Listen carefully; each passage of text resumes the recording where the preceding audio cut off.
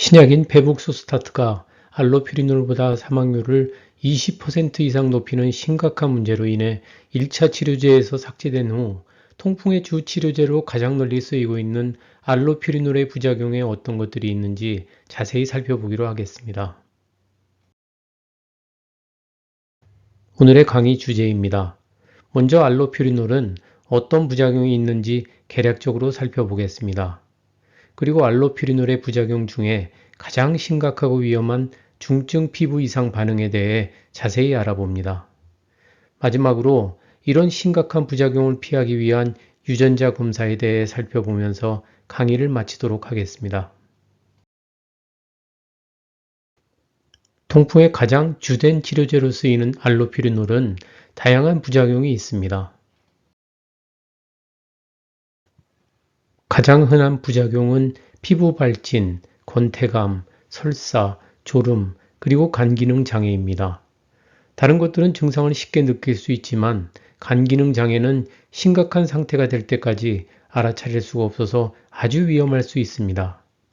따라서 알로피리놀을 복용할 경우 간 기능 검사를 자주 받아야 하며 황달이라든가 심한 피로감, 식욕 감퇴 등 간 기능이 저하되었을 때 나타나는 증상이 있는지도 항상 주의 깊게 살펴보아야 합니다.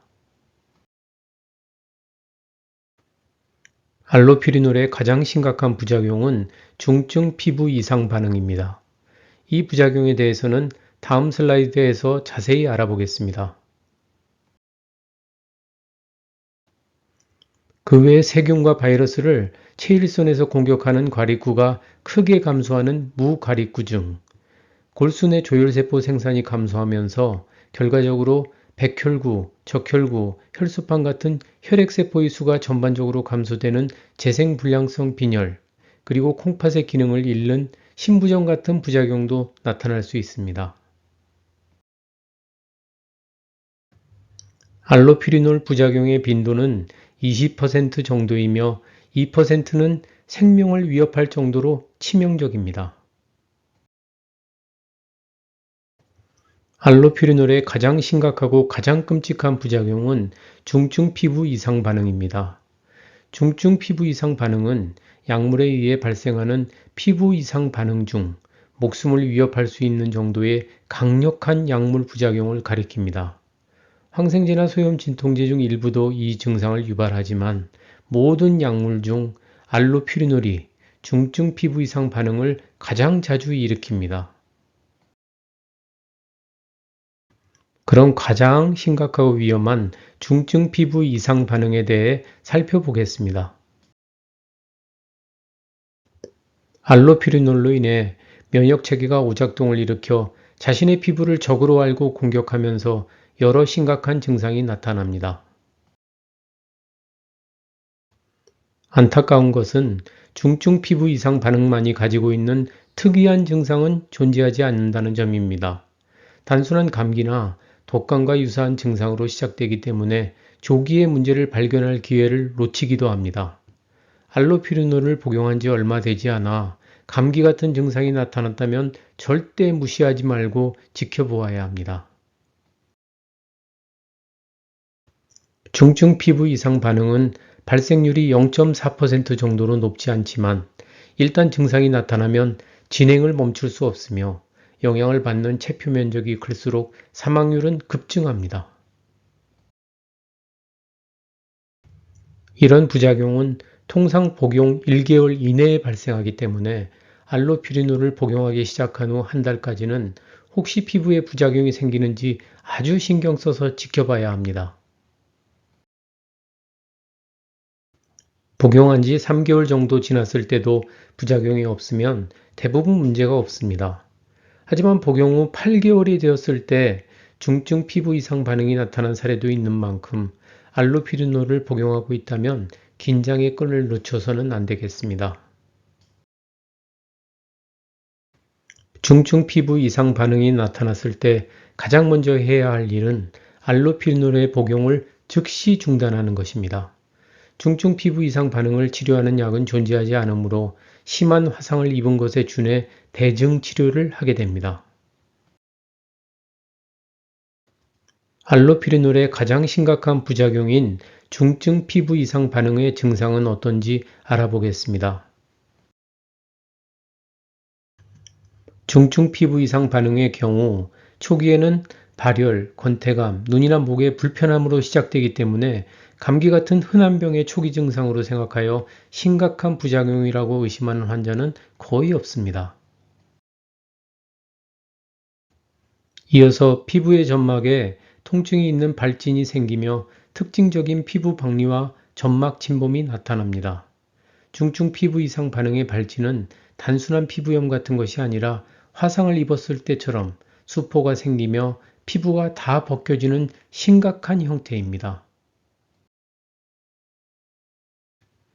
피부와 함께 입술, 구강, 결막, 성기에까지 점막 손상이 진행되기도 합니다. 특히 눈이나 성기에 불에 댄 듯한 수포가 생기기도 하는데 그 참혹한 모습은 환자는 물론 의사에게도 엄청난 트라우마로 남게 됩니다. 손상이 내부 장기에까지 미치게 되면 폐혈증 같은 위중한 합병증을 일으켜 사망에 이를 수 있는 아주 무서운 부작용입니다. 가장 심한 경우 사망률은 40%까지 치솟을 수 있는 아주 심각한 부작용입니다. 약물을 최대한 빨리 중단하는 것이 가장 중요하며 알로피리놀을 중단한 다음 일반적인 화상 치료를 하게 됩니다. 화상을 입었을 때의 치료와 유일하게 다른 점은 피부 이식이 필요 없다는 정도입니다. 중증 피부 이상 반응은 증상이 얼마나 심한가에 따라 대략 다음 두 종류로 나뉩니다. 구체적인 내용은 굳이 알 필요가 없으므로 두 증상에 대해 간략하게 살펴보겠습니다. 먼저 증상이 다소 약한 스티븐스 존슨 증후군이 있고 좀 더 위중한 독성 표피 괴사용해로 나뉩니다. 피부 박리가 일어난 체표 면적이 10% 미만이면 스티븐스 존슨 증후군으로 진단되며 독성 표피 괴사용에는 피부의 30% 이상에서 피부 박리가 진행된 것입니다. 영향을 받는 체표 면적이 상대적으로 적은 스티븐스 존슨 증후군은 사망률이 최대 5% 정도인 반면 독성 표피 괴사용에는 사망률이 40%까지 폭증합니다. 당연히 독성 표피 괴사용에는 예후가 상대적으로 좋지 않습니다. 그 피해가 눈이나 성기를 넘어서 내부 장기에까지 이르는 경우가 많기 때문입니다.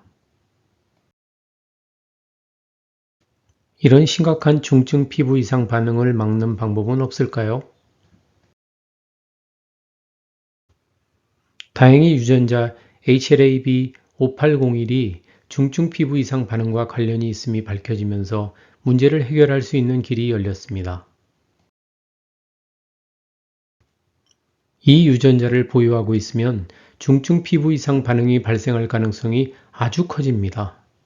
한국인은 12.2%가 이 유전자를 가지고 있습니다.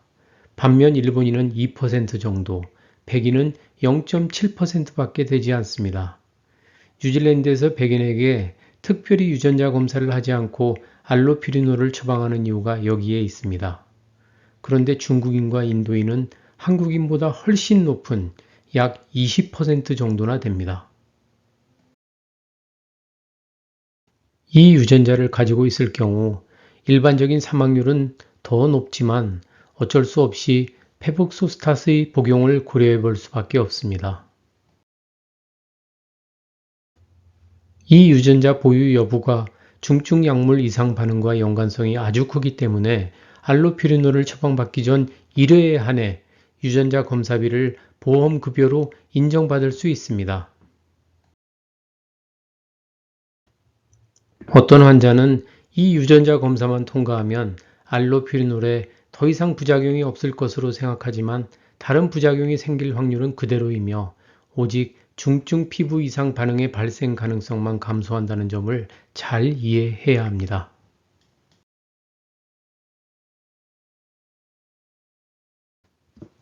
오늘 강의를 정리해 보겠습니다. 알로피리놀은 가벼운 부작용부터 생명을 위협하는 심각한 부작용까지 다양한 부작용이 있습니다. 간이나 콩팥 기능을 저하시키는 위중한 부작용이 있기는 하지만 가장 심각하고 위험한 것은 중증 피부 이상 반응입니다. 다행히 유전자 검사를 통해 중증 피부 이상 반응을 피할 수 있게 되었지만 다른 부작용은 여전히 조심해야 합니다.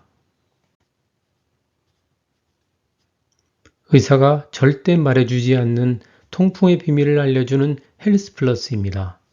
이상으로 알로피리놀의 부작용과 관련된 33번째 강의를 마치겠습니다. 이 강의가 도움이 되었다면 구독과 좋아요, 알림 설정까지 부탁드립니다. 그리고 시간이 나신다면 통풍 극복을 위한 다양하고 풍부한 정보가 들어있는 저희 통풍 전용 웹사이트를 방문하셔서 많은 정보를 얻으시기 바랍니다. 링크는 더보기란에 다시 적어 놓겠습니다. 헬스 플러스는 여러분의 자연 치유력 회복에 최선을 다합니다. 감사합니다.